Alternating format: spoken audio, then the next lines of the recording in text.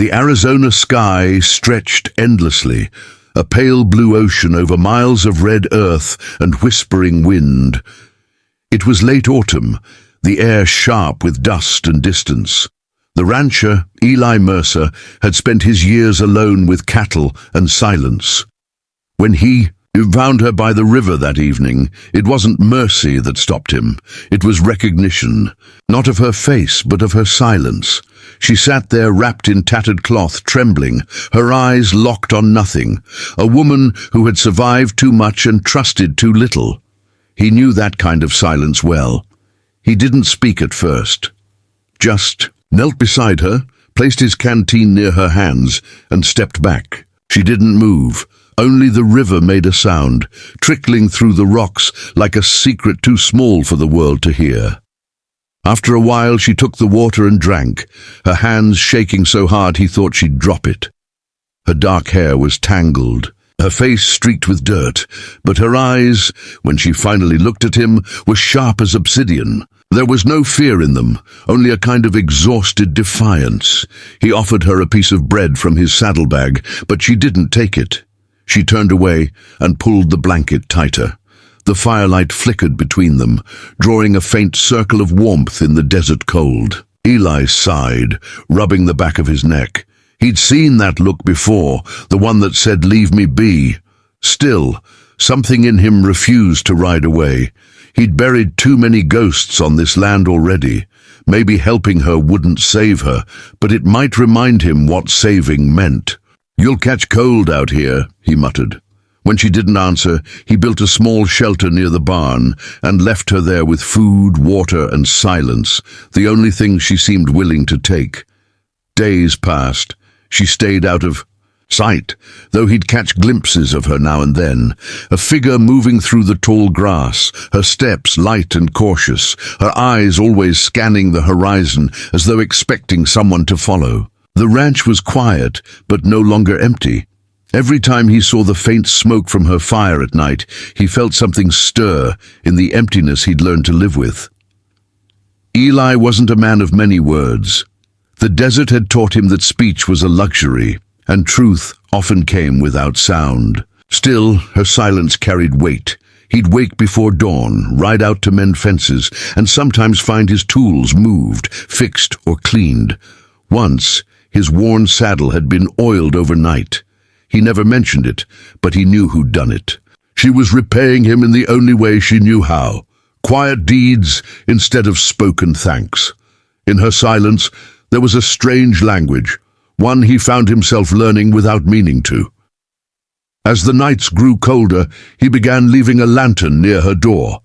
It wasn't an invitation, just a sign, a soft, glowing promise that she wasn't alone anymore. One evening he caught her standing by the barn, staring at it.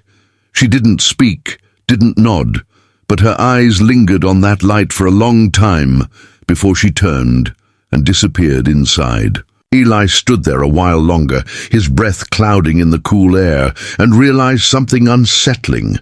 He was starting to care, not out of pity, but out of a quiet, stubborn kind of hope. The townsfolk would have told him he was a fool. They'd call her wild, dangerous, or worse. He'd heard enough stories to know how they spoke of Apache women, with fear and ignorance tangled into cruelty. But Eli had seen her eyes, had seen the humanity behind the silence. He knew trauma when it stared back. Whatever had happened. To her, soldiers, loss, betrayal, it wasn't something that could be talked away. It had to be waited out, so he waited, and in his waiting something gentle began to grow between them, fragile as morning light over the desert. Sometimes, at dusk, she'd sit near the river again. Eli would bring his horse down to water and pretend not to notice her, giving her the space she guarded so fiercely. But he could feel her presence in the air, soft, distant, yet alive. One evening, he placed his hat over his heart, nodded once in silent respect, and walked away. She didn't move, but when he glanced back, she was watching him.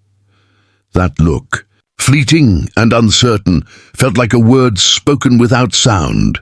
It was the first time she'd really seen him, A week later, he found a small bundle by his porch, herbs wrapped neatly in cloth.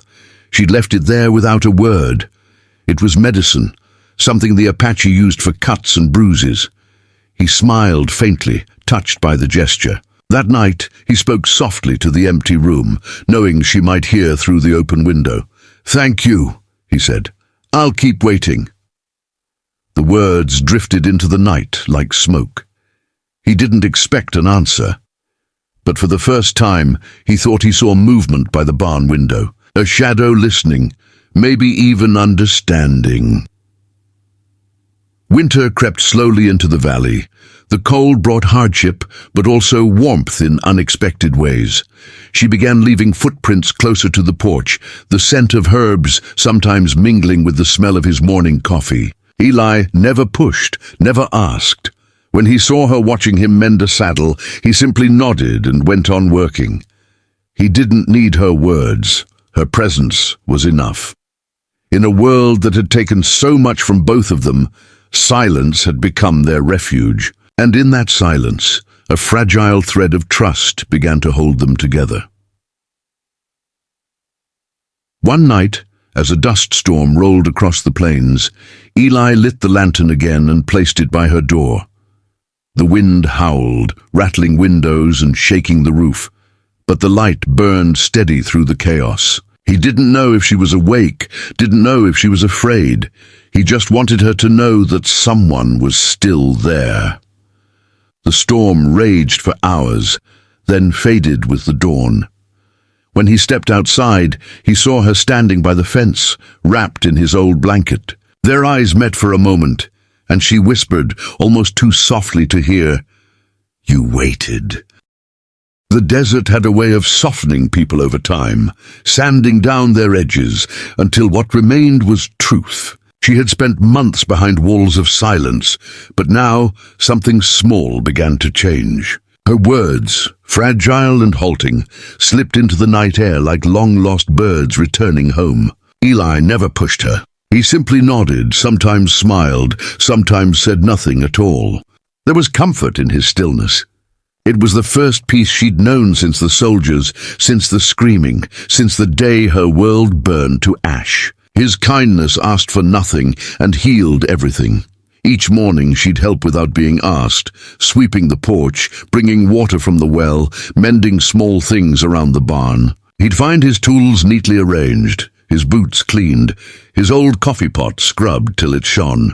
She didn't speak much, but her hands spoke for her. Eli understood that language, the one built from quiet deeds instead of words. They began to share small pieces of life again, a meal by the fire, a ride to the river, the sound of laughter, soft and unsure, like something forgotten and found again. One evening, as the sun melted into gold, Eli found her by the corral, brushing one of his horses. The animal stood calm under her touch, its eyes half closed. "You've got a gentle way," he said quietly. She didn't answer, but the corner of her mouth lifted, the faintest trace of a smile. That night, he caught her humming a tune, low and broken but full of memory. He didn't recognize the melody, but it lingered with him long after the fire had died. For the first time, her silence felt like peace instead of pain. As winter deepened, they built a rhythm that felt almost sacred. He'd chop firewood while she cooked. She'd sew while he fixed fences. It was simple, unspoken partnership, two souls learning to exist again. Sometimes she'd tell him small stories of her people, the dances, the rivers, the way her father taught her to read the sky. Her voice would tremble, but he never interrupted. He just listened, and somehow in his listening she found the courage to keep speaking. What she gave him wasn't just words, it was trust. And trust out there in the desert was holy. But the past never vanished easy. Some nights she'd wake in a cold sweat, clutching her blanket, the echo of gunfire still fresh in her mind. Eli would hear her from the next room, boots scraping the floor as he went to the door, but he never crossed the threshold. Instead, he'd light the lantern outside her cabin, same as always. A promise without words, "You're safe here." And when morning came, she'd find him already at work, pretending nothing had happened. That was his way, steady as the land, patient as the wind. Spring came slow that year. Wildflowers pushed through the dry earth, small miracles of color against the endless brown. One afternoon, she rode beside him for the first time. Her hands trembled holding the reins, but she didn't ask for help. The sun painted her hair in copper light, and for a moment, Eli forgot the years of silence between them. She laughed once, a quick, startled sound, when the horse kicked up dust and she almost lost her balance. He laughed too, and for a second the air felt lighter, the world less cruel. The town still whispered. They always did. Folks said the rancher had gone soft, taking in an Apache woman who'd bring him nothing but trouble. But Eli didn't care. He'd lost his family once to violence and hate. He wasn't about to let the same poison rule him now. When she heard the gossip from the storekeeper, her face went cold with shame. But Eli only said, "Let 'em talk. They don't know the half of what strength looks like." And somehow, those words settled deep inside her, a warmth she carried like a secret prayer. One night, under a wide silver moon, they sat by the fire together. She turned to him and asked quietly, "Do you ever get lonely, Eli Mercer?" He stared into the flames for a long while before answering, "Used to." "Not anymore." She looked down, fingers tracing the edge of her blanket. "I don't know if I'll ever be whole again." His gaze softened. "You already are. You just forgot what it feels like." The silence that followed wasn't empty. It was full, rich with everything they didn't need to say. Weeks passed, and the bond between them grew like roots under sand, unseen but unbreakable. One evening, a storm rolled over the valley, fierce and wild. She stood by the window, watching lightning split the sky, her breath trembling. Eli appeared beside her, his voice low. "You don't have to face it alone." She hesitated, then reached out, her hand small against his rough, calloused palm. For the first time, she didn't pull away. Outside, thunder roared. Inside, something finally broke open, not in pain, but in release. Her heart began to remember how to trust. By summer, the ranch had changed. Flowers grew near the porch. Laughter filled the evenings. Sometimes she'd sing as she worked, her voice soft but sure. The woman who once wouldn't meet his eyes now walked beside him with quiet pride. One sunset, as they watched the light fade over the desert, she turned to him and said, "You waited, even when I couldn't speak." He smiled, that same gentle smile she'd first seen months ago. Some things are worth the wait, and in that golden silence, something sacred was born, not out of words, but out of love patiently earned. Years later, travelers passing through the valley would sometimes glimpse two figures by the river, a weathered rancher and a woman with eyes dark as the earth, laughing together as the sky burned red. They'd ask about them in town, and the locals would shrug, saying only, "That's Eli Mercer and his wife, the quiet one." No one spoke of curses anymore. The land had its peace again, and on quiet nights, when the lantern glowed steady by the door, their love burned too, silent, steadfast, and everlasting, just like the desert that kept their story safe.